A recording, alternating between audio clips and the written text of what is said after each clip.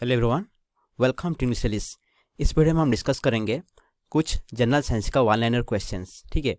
और ये rapid revision है और ये सेट 4 है। ओके, चलिए स्टार्ट करते हैं। Question number 1, the working principle of washing machine is.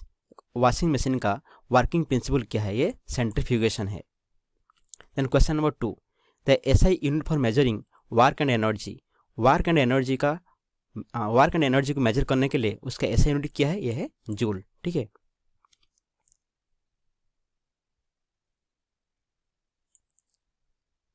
Then question number 3, an air bubble in water will act like. Water में जो एयर बबल होता है ये कैसे काम करता है? ये कॉन्केव लेंस जैसे काम करता है। Question number 4, anatomy is a branch of science which deals with. Anatomy एक साइंस का एक ब्रांच है, ये किसके ऊपर काम करता है? ये structure of animals and plants, ठीक है। Structure of plants and animals को स्टडी करने के लिए जो साइंस का ब्रांच होता है इसको कहते हैं anatomy. Then question number 5, oncology is the study of. यह है कैंसर। कैंसर का स्टडी को कहते हैं oncology. Next question, in which form the chemical compound RDX is used. Chemical compound RDX ये किस रूप में यूज होता है? एज एन एक्सप्लोसिव, एक विस्फोटक के रूप में यूज होता है। RDX is an organic compound with the chemical formula O2N2CH2 एक ऑर्गेनिक कंपाउंड है, ठीक है। And it is a white solid without smell और टेस्ट। एक व्हाइट सॉलिड मटेरियल है जिसका कोई स्मेल नहीं है और टेस्ट भी नहीं है। आरडीएक्स का एब्रिविएशन यानी फुल फॉर्म होता है रिसर्च डिपार्टमेंट एक्सप्लोसिव और royal demolition explosive. Okay. Question number 7, which organ of the body produces the fluid known as bile. यानी बॉडी का कौन सा ऑर्गन में बाइल जोश प्रोड्यूस होता है? ये liver. Then question number 8, in the eye donation which part of the eye is transplanted from the donor.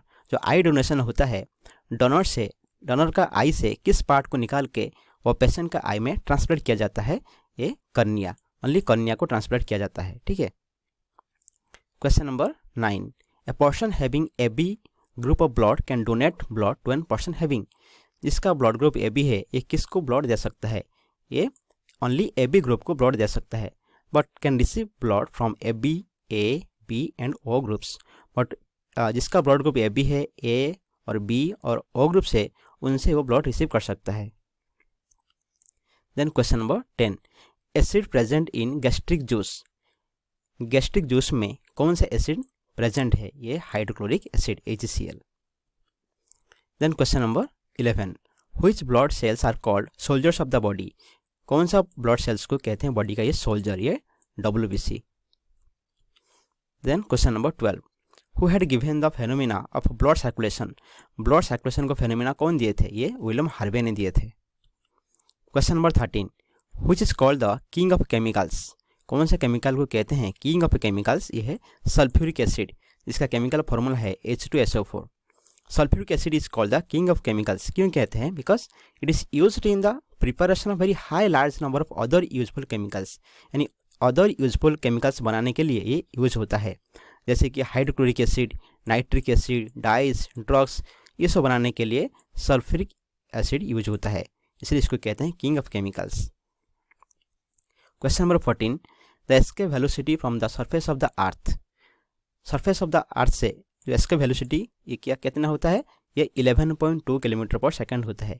यानी इतने स्पीड में जो भी चीज़ हमारे अर्थ से ऊपर जाता है तो इतने स्पीड से जाने से क्या होता है? वो एटमॉस्फेयर से निकल के स्पेस में चला जाता है, इसलिए इसको कहते हैं escape velocity. But lunar escape velocity कितना होता है?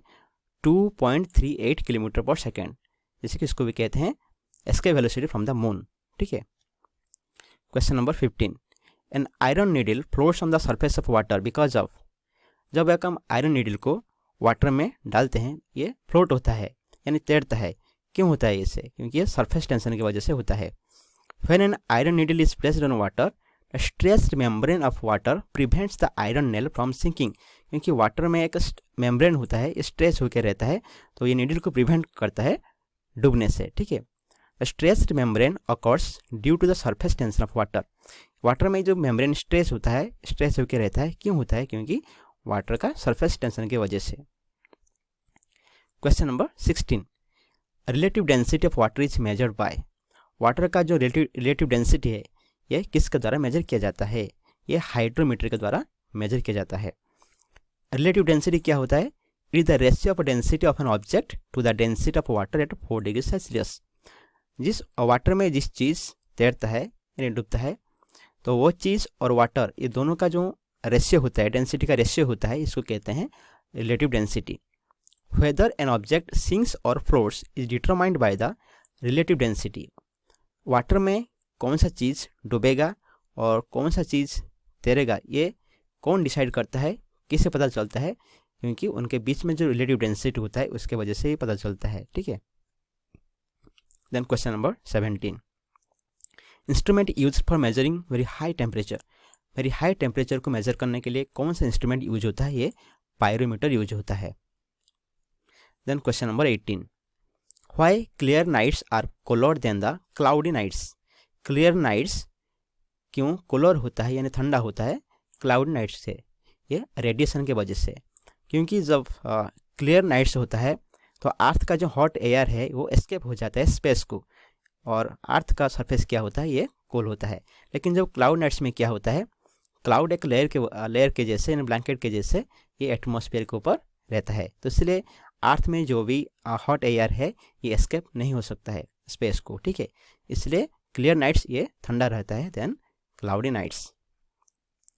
Then question number 19, rainbow is form due to combination of.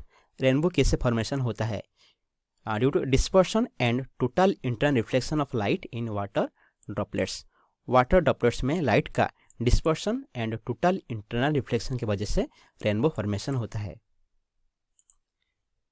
Then question number 20, spring balance works on the principle of.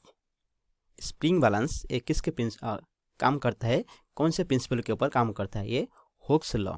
ठीक है, हुक्स के लॉ के ऊपर ये स्प्रिंग बैलेंस काम करता है।